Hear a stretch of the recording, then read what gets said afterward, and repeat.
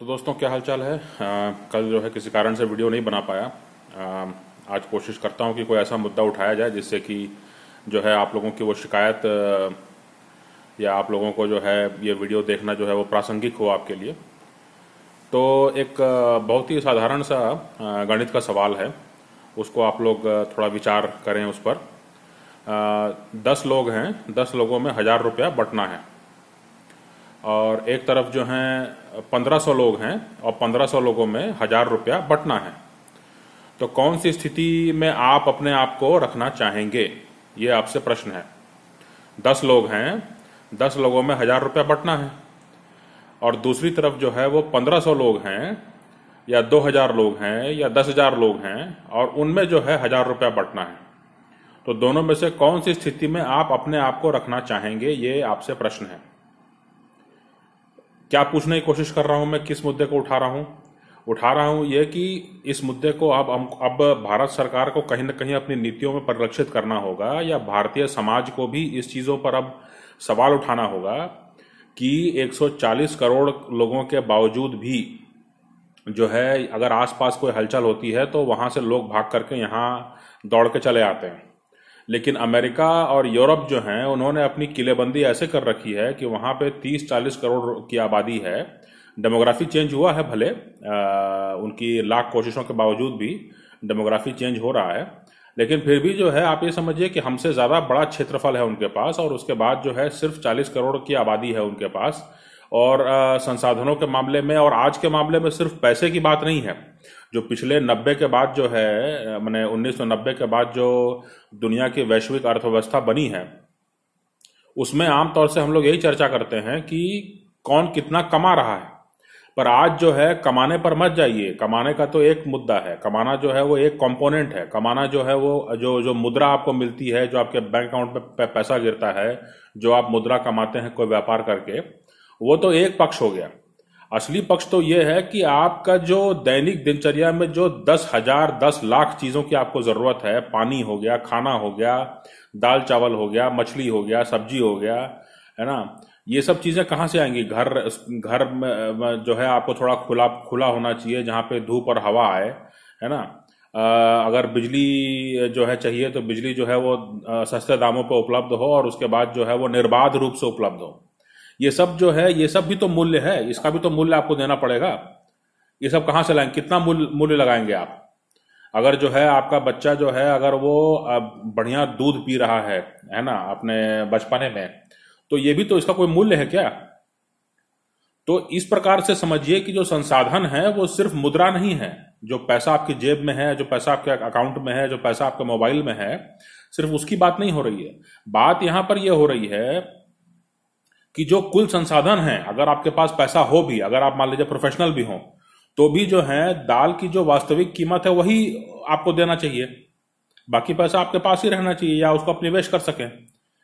आप किसी अपने जो काउंटर जो प्रोफेशनल है अमेरिका या यूरोप में, उससे कम क्यों अपने आप को समझ रहे हैं।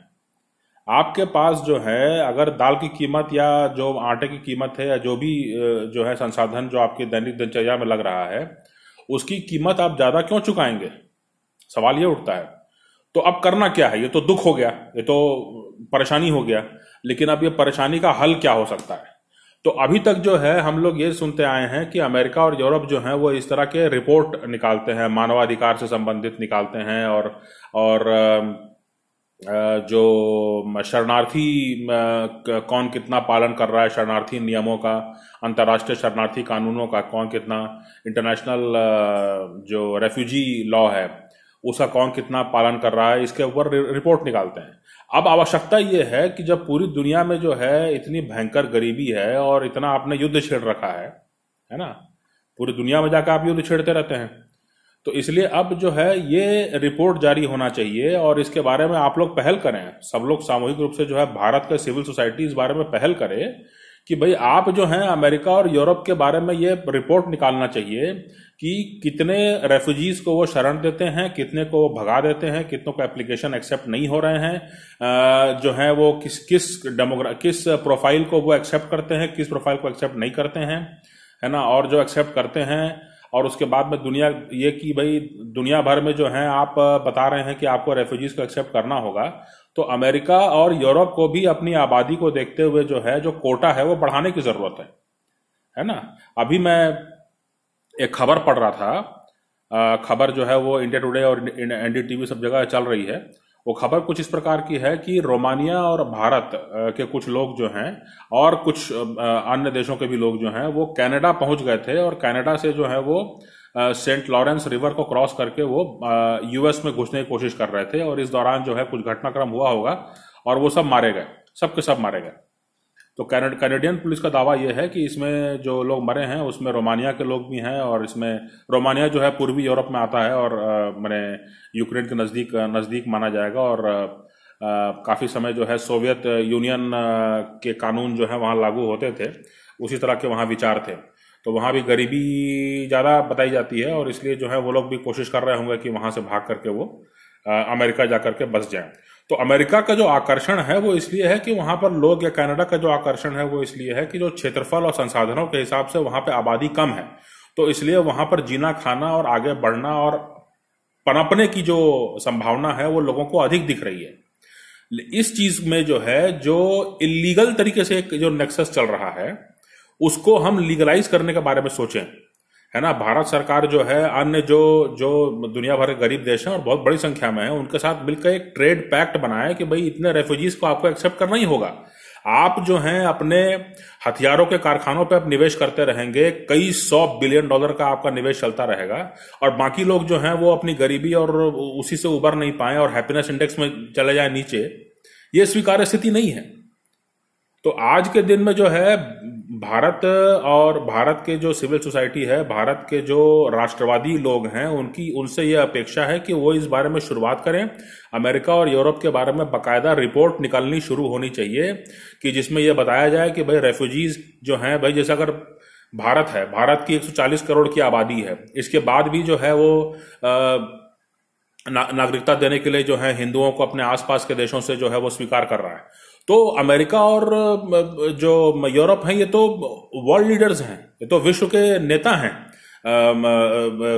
मानवाधिकार के मामले में।